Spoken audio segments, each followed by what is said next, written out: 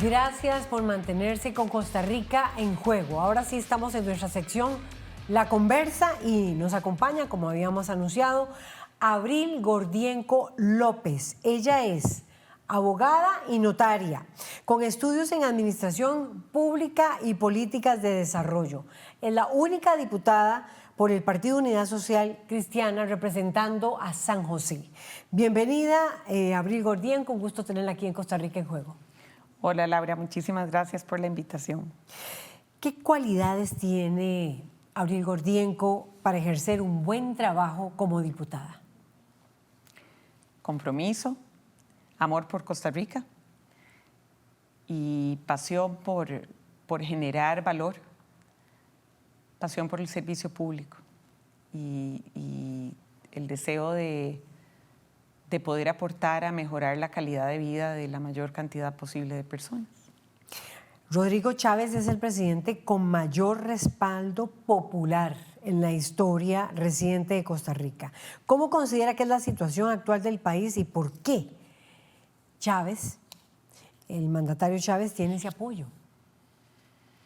Pues creo que es una combinación de cosas, por supuesto, una combinación de factores. Él es muy hábil en la comunicación, creo que diagnosticó bien el sentir de una gran cantidad de los costarricenses, de la gente, y supo canalizar un poco ese enojo, el resentimiento con una institucionalidad que en alguna medida ha fallado, o con un modelo de desarrollo que también para mucha gente, cualquier modelo de desarrollo deja siempre a algunos atrás, y creo que él pudo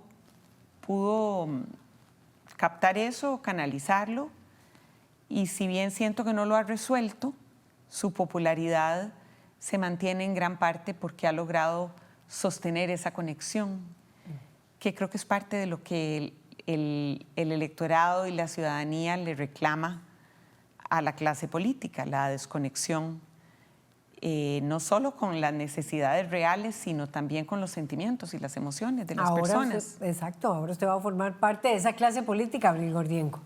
Ya no va a hablar sobre política, ¿verdad? Como a veces analista, usted va a formar parte de esa clase política. ¿Cómo ve la situación del país?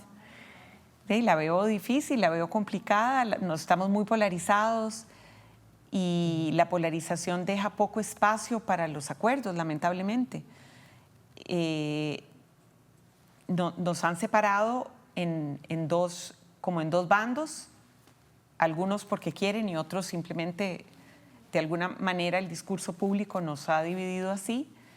Y eso hace difícil encontrar acuerdos. Y yo que me considero una persona muy de centro y muy conciliadora, y precisamente de tratar de encontrar cómo conectar a pesar de las diferencias, esa polarización, además bastante, creo que la palabra es violenta, hace que sea difícil poder como alargar el brazo para tratar de conectar con los que están del otro lado y poder tener una conversación lo más desprejuiciada posible y más allá de la conversación, lograr llegar a acuerdos donde esos dos bandos estén dispuestos a ceder un poco de terreno. Así está Chile, así está Brasil, así está México, así está Estados Unidos. Algunos países en Europa. Bueno, Guatemala, El Salvador, sí. Honduras. Ahora sí, ¿cómo ve el país? ¿Está mejor o peor en estos 4 años? Desde mi óptica está peor. ¿Por qué? Porque, vamos a ver, por muchas razones. Hay muchas deudas acumuladas en educación, en infraestructura, ni se diga seguridad. O sea, realmente lo que se ha deteriorado la seguridad en estos 4 años, yo nunca lo había vivido. El que ahora 2 costarricenses hayan sido extraditados hace pensar, bueno, ¿a qué punto llegamos para que consideremos que esa es una medida que había que tomar y que sintamos que eso va a contribuir a mejorar la seguridad? Y salir a la calle en cualquier lugar, a cualquier hora, ya se ha vuelto peligroso, pero además hay violencia en las redes sociales, hay violencia en los hogares, hay violencia en los centros educativos. Eso para mí es un deterioro enorme de la calidad de vida, de la convivencia social, del tejido que nos unía. Y yo creo que los costarricenses sabíamos manejar las diferencias muy bien. Incluso restañamos las heridas después de una guerra civil, que si bien fue corta, fue dramática, fue cruenta. Y logramos aprender a convivir y a ponernos de acuerdo. Eso toma unos años, por supuesto, pero ahora estamos igual, tomó unos años. Quizás 2 décadas. Sí, porque hubo persecuciones. Claro que las hubo. Y cada vez más la Universidad de Costa Rica ha ido redescubriendo esa historia. Hubo persecuciones en la Universidad de Costa Rica, lo hizo Patricia Fumero, historiadora, lo reveló. Sí, a todo nivel en la sociedad hubo persecuciones y hubo encono por mucho tiempo. No dejaron llegar a Carmen Lira, a que muriera en este país. Y bueno, muchos profesionales no pudieron volver, Fabián Dobles, no pudieron volver a dar clases en esta institución. Increíble. Pero bueno, eso pasó. Pero sí, eso pasó, ¿Y realmente. ahora? Y ahora no hemos vivido una guerra civil, pero estamos igual de agresivos y o sea, el nivel de oposición y de enojo que hay me recuerda o me hace pensar en el proceso que se debe haber vivido, que mi mamá me contaba que le tocó vivir después de la guerra civil, pero no hemos tenido una guerra civil. Y sin embargo, todo el tiempo el discurso público es violento. Y no me quiero adelantar a lo que usted me quiera decir o preguntar, pero parte de lo que yo quisiera aportar cuando me toque estar con un micrófono todos los días o con mucha frecuencia, es aportar a una conversación respetuosa, una conversación que no sea contra las personas, sino contra las ideas o contra las posiciones o contra las ideologías, contra los puntos que no comparta. Pero hemos además convertido la conversación en un ataque personalista, grosero, con niveles de agresividad, incluso vengativo, de descalificación personal, que a mí me parece muy triste porque yo soy de las que creo que la política es una de las formas de educar a la sociedad y de modelar para construir ciudadanía. Usted es docente en esta universidad, sí, ¿verdad? Y usted decía esto, que no se vaya a una descalificación personal. Y estoy pensando en las palabras de Leslie Bojorges hace unos días recientes, diciéndole a Jonathan Acuña que vergüenza debería darle porque él no se baña, tiene 2 años de venir de no bañarse. Bueno, Leslie Bojorges es diputado del partido ERA, recientemente también rompe con el partido Unidad Social Cristiana. Pretendía ser candidato presidencial y se adhiere al oficialismo. ¿Cómo calificaría usted el trabajo de la fracción de la Unidad en estos 4 años? Yo diría que tenemos 2 fracciones, una que sí es de la Unidad, compuesta por 4 diputados, y otra fracción que inició, que llegó ahí con un voto social cristiano, con un mandato popular social cristiano, pero que no honró ese mandato, no honró ese voto. Y bueno, el partido está en este momento haciendo un proceso para investigar las actuaciones de ellos. Ya hay varios, como don Leslie y don Horacio, que renunciaron. Y eso, pues de ahí, para mí ha sido doloroso, para el partido ha sido doloroso, para la familia social cristiana ha sido doloroso y obviamente tuvo sus consecuencias a nivel electoral. Es lo que es, y independientemente de, vamos a ver, y de nuevo no quisiera personalizar esto, de cómo llegaron y quiénes llegaron, esta Asamblea Legislativa ha tenido algunas figuras que han recurrido mucho a ese ataque descalificativo,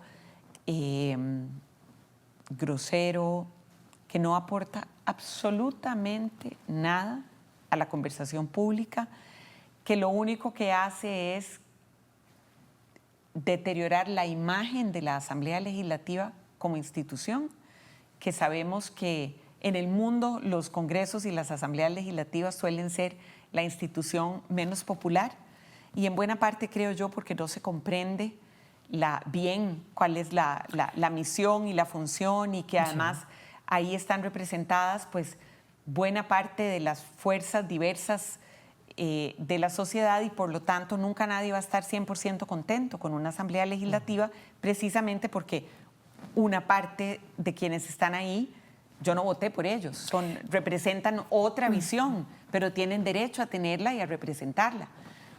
Pero la gente parece que quisiera que la asamblea toda nada más le haga coro al gobernante de turno, sin comprender que precisamente están ahí para prevenir abusos, para vigilar y, por supuesto, también para emitir leyes. Para parlamentar. Para parlamentar. Así son los parlamentos. Por eso se llaman parlamentos. Y cuando uno ve la historia de por qué nace el parlamento nace precisamente para ponerle frenos a una autoridad absoluta que podía tener el rey, eventualmente un gobernante en las monarca. El monarca y ya luego pues primeros ministros, presidentes, lo que fuera, las figuras ya de las democracias más modernas.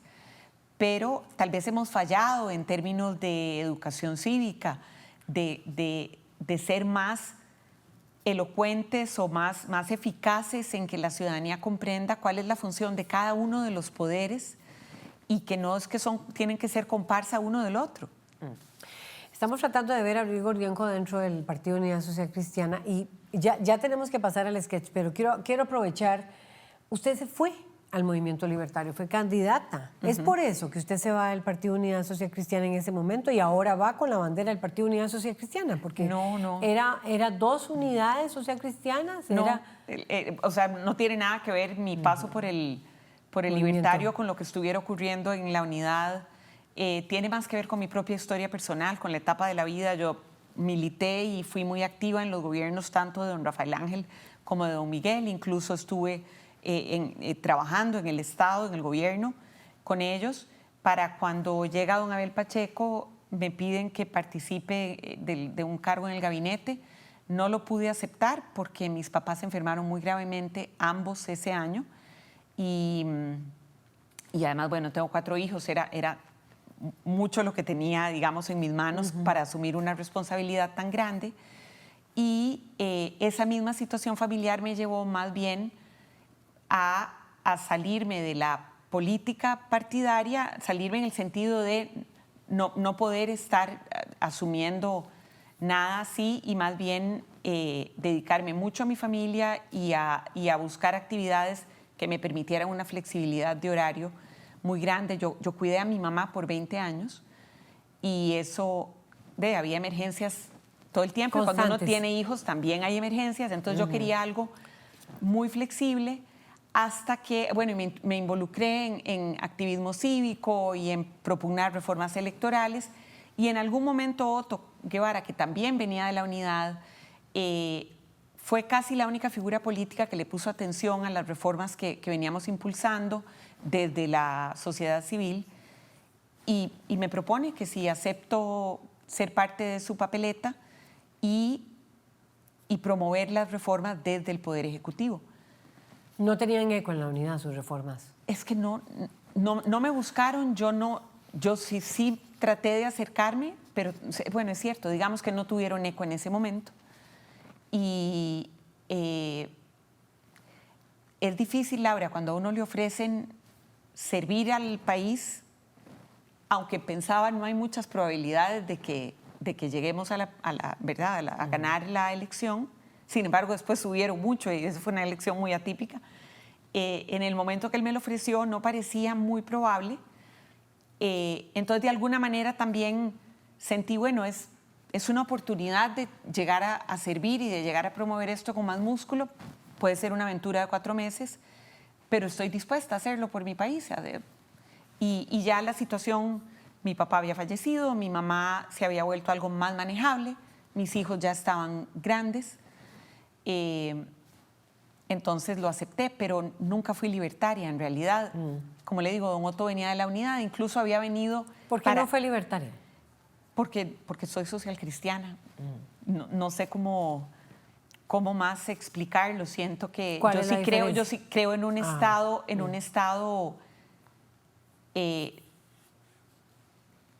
que apoya mucho más de lo que creen los libertarios.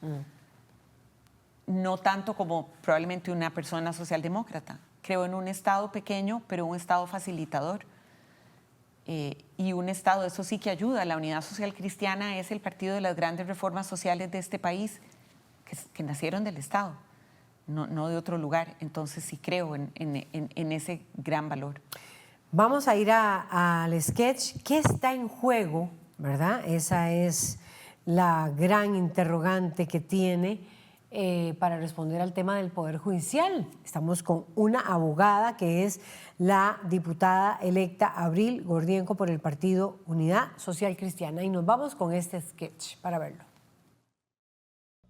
Buenas noches, bienvenidas nuevamente a ¿Qué está en juego? Hoy hablaremos sobre un tema muy serio e importante, el Poder Judicial. Y para que todos entendamos, vamos a traducirlo. Actualmente se habla de un déficit presupuestario estructural en el Ministerio Público, el cual limita la contratación de personal sustituto cuando fiscales o funcionarios se encuentran incapacitados o de vacaciones. Si un fiscal falta, el caso se queda esperando y no hay presupuesto para más funcionarios. Por otro lado, el Poder Judicial cuenta con diversos incentivos salariales, entre ellos pluses administrativos que pueden alcanzar cerca de 1 millón de colones mensuales, dependiendo del nivel jerárquico del funcionario. Mientras más alto el puesto, más grande el extra. Desde el año 2010, los magistrados de la Corte Plena y otros jerarcas institucionales reciben un incentivo denominado índice gerencial, destinado a compensar responsabilidades administrativas y estratégicas. Unas cuantas personas se reparten más de 200 millones de colones al año. Por otra parte, los magistrados del Poder Judicial cuentan con periodos de nombramiento de 8 años, que pueden ser renovados automáticamente, salvo decisión contraria del Poder Legislativo. En la práctica, pueden quedarse casi toda la vida en el cargo. ¿Cambiamos? Dale. El sistema judicial también contempla figuras como la inmunidad de arresto, diseñada para proteger la independencia de los altos funcionarios judiciales frente a presiones externas. No es tan fácil investigar a un alto mando. No obstante, en el pasado se han presentado situaciones en las que un magistrado, posteriormente vinculado a investigaciones penales, había sido previamente designado para ocupar ese alto cargo. Alguien llegó a ser magistrado y después terminó investigado por la justicia. En los últimos años, diversas investigaciones han señalado la posible existencia de redes de tráfico de influencias entre empresarios, funcionarios públicos y actores políticos. Lo que todos conocemos, el cementazo, el caso Cochinilla y el caso Diamante. Además, el sistema contempla múltiples instancias de apelación, recursos de revisión y mecanismos de impugnación, todas estas como parte del debido proceso para garantizar que el fallo sea de acuerdo a la ley. Un juicio puede alargarse durante años. Sin embargo, las autoridades recuerdan que el sistema judicial costarricense garantiza igualdad ante la ley para todos los ciudadanos. Mucho más igualitaria para quienes pueden pagar los honorarios de un buen abogado en estos largos procesos.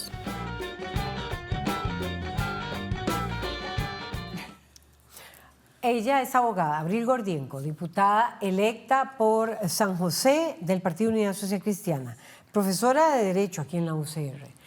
Y yo las veo a ellas, ¿verdad? Son de Derecho, una filósofa y otra de Derecho. Usted también le ha tocado llevar filosofía. ¿Usted nunca quiso ser jueza?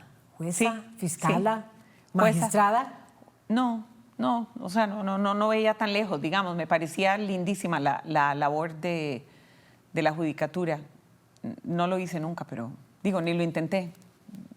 Pero tuve una etapa durante la carrera, mientras estudiaba, en que me parecía que ser juez era... Soy hija de un doctor y ser juez me parecía algo semejante a ser doctor, digamos, como a arreglar cosas, como sanar.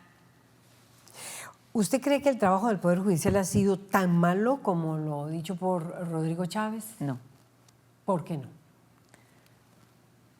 Porque yo creo que él ha magnificado, y sí es cierto que hay cosas que se deben mejorar, pero yo creo que él ha magnificado, y podríamos pensar que incluso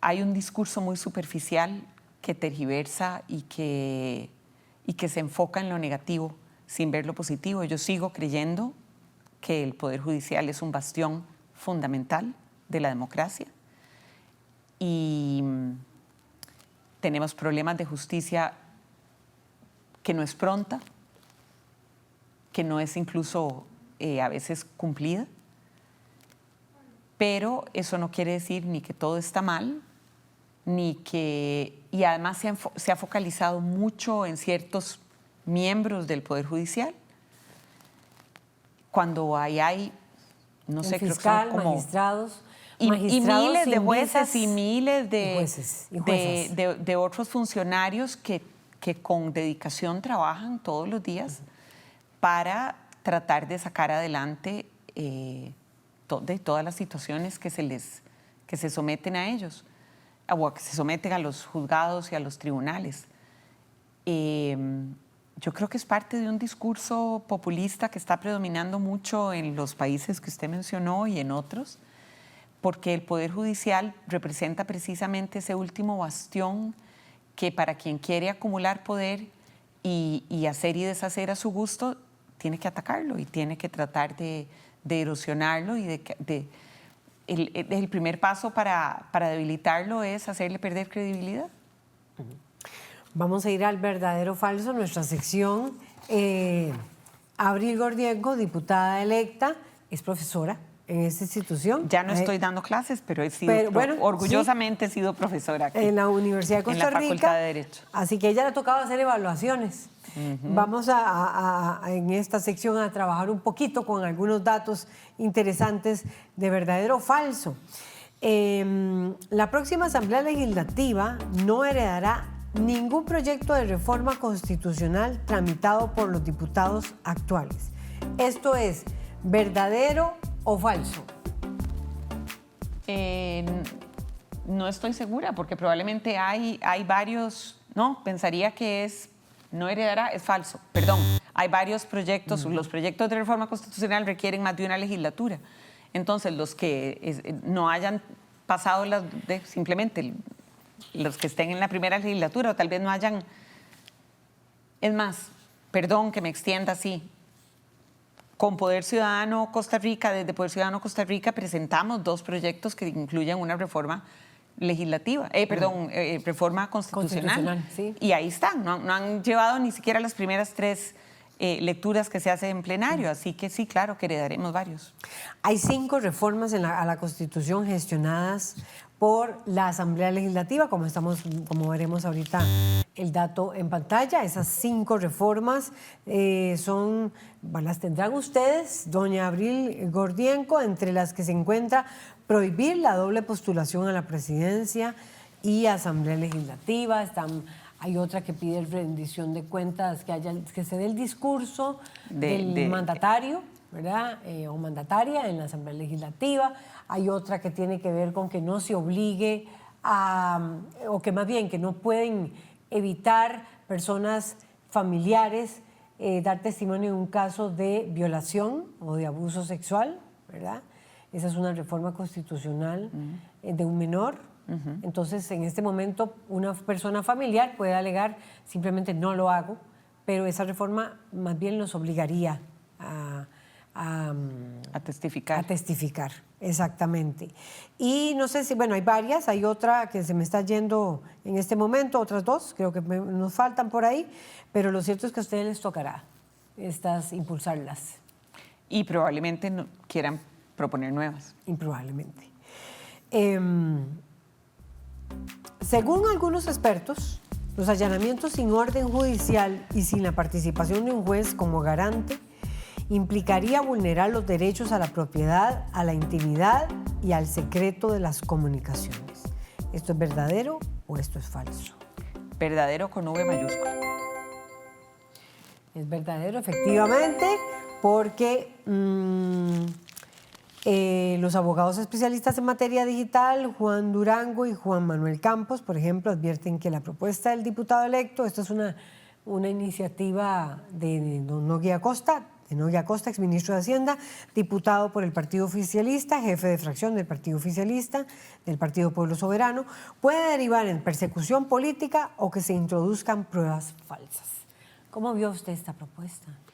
Bueno, de hecho me pronuncié en cuanto la vi en mis redes sociales. Me parece muy, muy preocupante que tengan ese tipo de ideas. Por dicha, para poder cambiar eso y lograr eso, tendrían que tener 38 diputados, 38 votos, que no los tienen, y no veo a nadie de la oposición dándoles los votos para una medida como esa. Y yo quisiera que quienes nos están escuchando y viendo comprendan la gravedad que sería que algo así sea aprobado, porque significa que estamos totalmente desprotegidos de cualquier abuso de poder, porque con la excusa de que tenemos este problema de violencia tan grande y de criminalidad y de crimen organizado y que entonces tienen que poder entrar de sorpresa a los lugares donde esta gente esté reunida, esa gente es más viva que cualquiera. Mientras se hace todo el proceso, además, para aprobar cualquier reforma de estas, se van a preparar de la mejor manera para que no los pesquen donde sea que se estén reuniendo.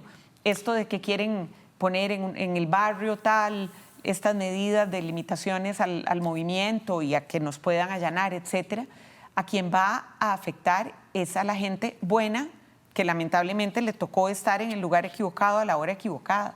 Y se puede prestar efectivamente, como ya ocurre en muchos regímenes no democráticos, que esto se presta para persecución política.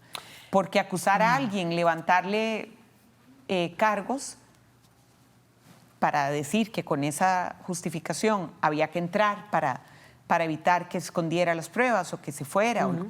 Alguien podría decir, algunos sectores dijeron, esta es una forma de enfrentar la situación de delincuencia, la ola de delincuencia que vivimos, la ola de homicidios que vive el país. Yo no estoy de acuerdo con eso en absoluto y creo que el riesgo para la integridad, la privacidad, las libertades de la gran mayoría de costarricenses, que son personas que no están envueltas en crimen organizado, es un riesgo demasiado alto. Según los datos de la Organización de Naciones Unidas y la Unión Interparlamentaria, con la próxima Asamblea Legislativa, Costa Rica estará en el top 5 de los países con más diputaciones femeninas o de mujeres porcentualmente en el mundo, en todo el mundo. ¿Esto es verdadero o es falso? Verdadero y también con V mayúscula y me encanta. 30 mujeres, 52,6% serán congresistas, mientras que solo habrá 27 hombres, ubicándonos en el 4º puesto mundial. Ojo a este dato. Es la primera vez en nuestra historia que hay más mujeres que hombres en el cargo legislativo. ¿Esto es garantía de que los proyectos que vayan a salir de allí tengan un sello que beneficie a las mujeres costarricenses o no? Quiero devolverme un segundo, porque parte de lo importante de este hito o de lo interesante de este hito es que somos la única democracia plena que va a tener esa mayoría de mujeres. Los países que están ya en esa situación no son considerados de acuerdo a todos los estándares como democracias plenas. Así que es un gran logro y es un logro que le debemos a las mujeres que lucharon primero porque votáramos, porque pudiéramos ser electas, por las cuotas y por la paridad. En el Partido Unidad, doña Lorena Clark, que en paz descanse, fue pionera en eso, en promover que dentro del partido se fuera promoviendo la paridad, que luego fue adoptado por otros partidos. Entonces yo creo que eso es un hito del que debemos hablar mucho porque es importante. Y también es importante precisamente por la pregunta que usted hace. Eso no significa, es decir, ese logro cuantitativo no necesariamente se va a traducir en un logro cualitativo. Y su pregunta era si eso se va a traducir si es una garantía de que haya proyectos que defiendan a las mujeres. Exacto. No lo es porque no todas las mujeres que llegan a cargos de toma de decisión tienen la conciencia del camino tan duro que se ha recorrido para que lleguemos ahí y no tienen la conciencia, no necesariamente han estado expuestas a la información y a la concientización de que cuando las mujeres llegan a cargos de decisión suelen generar políticas que son más beneficiosas para toda la sociedad, pero que también tienen que seguir abriendo brecha para las mujeres. Las brechas siguen ahí y el que ahora seamos mayoría no garantiza que la próxima vez también o que no va a seguir habiendo, que no puede haber algunos pequeños retrocesos. El que haya más mujeres debería servir para que tengamos muchas conversaciones sobre esto, para que sensibilicemos a todas las mujeres que van a llegar ahí, pero también a la sociedad, para que comprendamos que vamos a ser modelo para niñas y jóvenes que pueden elevar sus aspiraciones o no. A mí hay una anécdota que me encanta de un muchacho irlandés, bueno, que cuando era niño, en Irlanda hubo por 20 años mujeres presidentas, entonces hubo toda una generación, o bueno, no sé, depende cuánto midamos las generaciones, 2 generaciones, digamos, que solo crecieron viendo mujeres presidentas. Entonces una vez este muchacho adolescente le pregunta a su maestra que si podía haber hombres presidentes también, Ajá. que si los hombres también podían ser presidentes. Es una anécdota que me parece lindísima. Ojalá lleguemos a tener una sociedad que se normalice muchísimo, que las mujeres seamos mayoría en algo, que las mujeres seamos la presidenta del país o del Congreso o del tribunal, y que lo veamos como algo que ya no es aquel gran logro que hubo que luchar tanto para alcanzarlo, sino que estamos en total paridad y que hay tanta oportunidad o no. Entonces, ojo esto, una mujer presidenta, una asamblea con mujeres presidentas, ¿habrá garantía de mayor negociación? yo espero que sí. Se supone que los rasgos de personalidad de las mujeres solemos ser, según los estudios, más conciliadoras. En las negociaciones somos más distributivas y menos transaccionales, que solemos además ser muy buenas abogando por los derechos de otras personas, a veces no tanto por los nuestros. Entonces yo esperaría, y tuve ayer una buena conversación con la que se perfila como presidenta del Congreso, por lo menos es la candidata del oficialismo, y ella Yara. dice que viene doña Yara, que viene con muchos deseos de construir puentes y de generar diálogo. Yo espero realmente que lo que los estudios dicen sobre los rasgos de personalidad de las mujeres se vean volcados en la negociación, en una negociación política respetuosa y más, como le digo, más distributiva. ¿Y siente así a la presidenta electa, a Laura Fernández, más con la piel de más el estilo del presidente en este momento? ¿O con Yo el creo que ella estilo todavía, vamos de a ver, quién? falta que nos muestre verdaderamente cuál va a ser su estilo de gobierno. La he visto en algunos momentos más conciliadora, pero en otros también he visto declaraciones con un estilo también tan confrontativo como el del presidente, incluso personalizado, descalificatorio. Pero confío en que conforme ella vaya sintiéndose más cómoda en su traje de presidenta, en su silla presidencial, deje florecer su propio estilo y su propia personalidad. Ella es Abril Gordienco, es la diputada del Partido Unidad Social Cristiana por San José. Estamos en Costa Rica en Juego, ya venimos con más. Quédese con nosotros.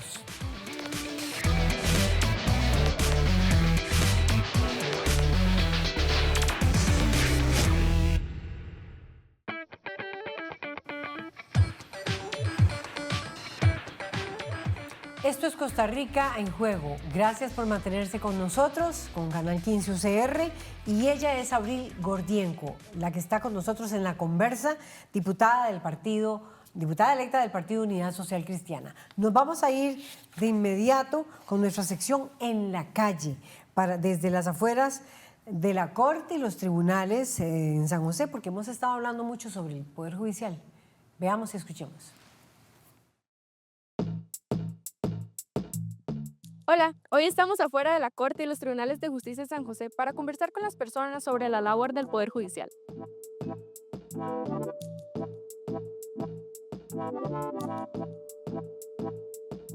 ¿Cómo percibe la labor del Poder Judicial?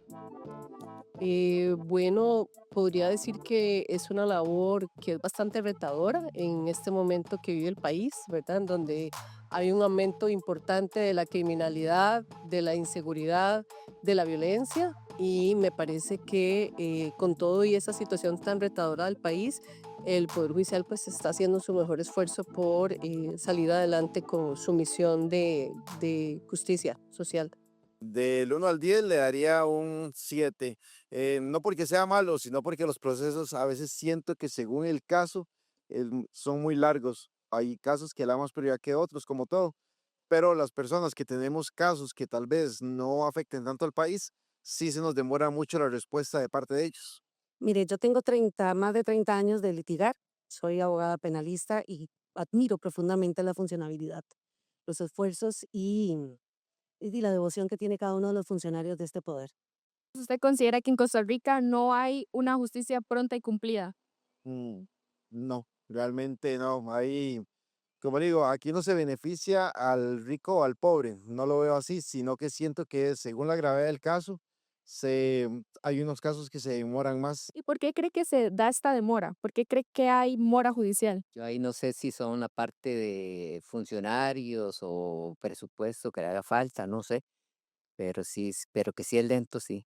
Todos los miembros, todos los departamentos, todo, desde la judicatura hasta los fiscales, hasta defensa pública, o sea, no importa cuál, se ha visto diezmado y mermado en sus recursos, tanto humanos como económicos. Entonces, después de la ley de finanzas públicas, claramente no hay sustituciones, entonces tenemos fiscales que además de ser fiscales de investigación, tomar denuncias, hacer allanamientos, estar haciendo apelaciones, tienen que hacer juicios y tienen que ser sus propios técnicos, porque ahora si se enferma o se va una persona, no puede ser sustituido.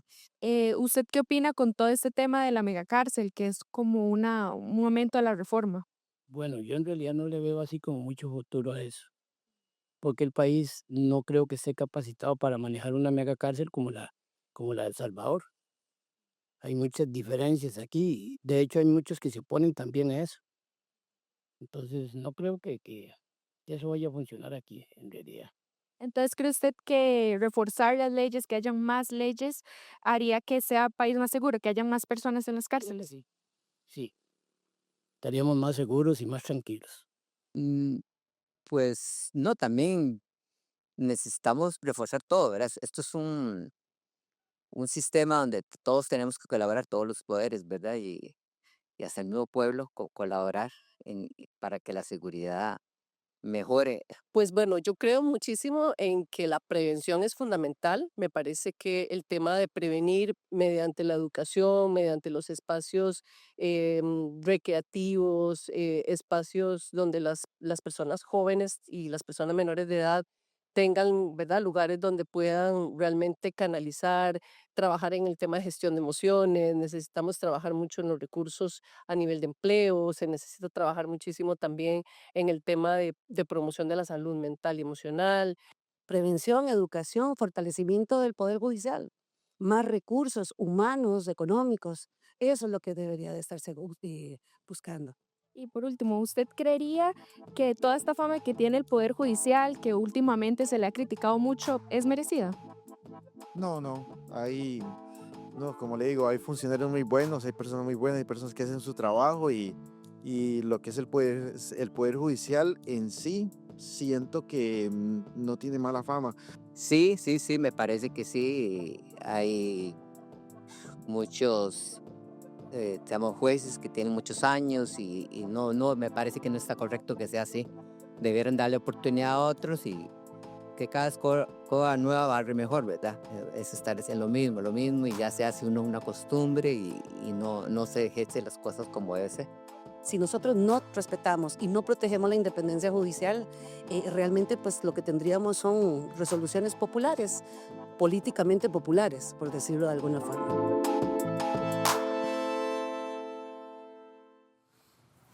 ¿Qué diversidad de voces hubo ahí? Desde el ciudadano que usa los servicios y ciudadana hasta una abogada litigante, me parece que ahí había un par de una funcionaria de la institución.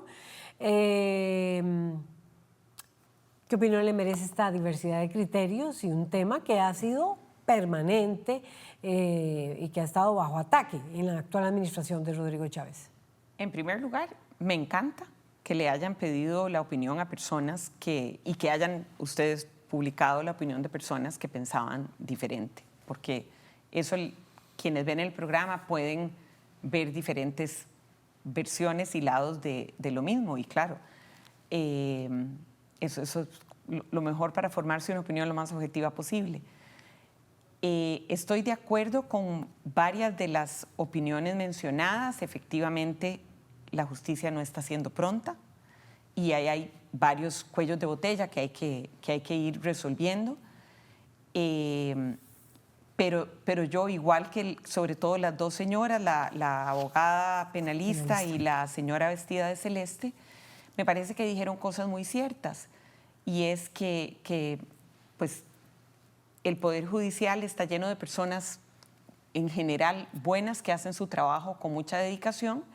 Hay problemas de procedimiento, no se van a resolver, todos los problemas de seguridad no se van a resolver aumentando más las penas. Costa Rica, de hecho, es uno de los países con índices de encarcelamiento más altos, esa es la palabra, gracias, más altos. Y no es cierto que un delincuente, antes de cometer un delito, calcula si le van a dar 10 o le van a dar 15 o le van a dar 20 para ver si lo comete o no lo comete. El problema no es ese. Está muy estudiado también cuánto disuade el aumento de la pena.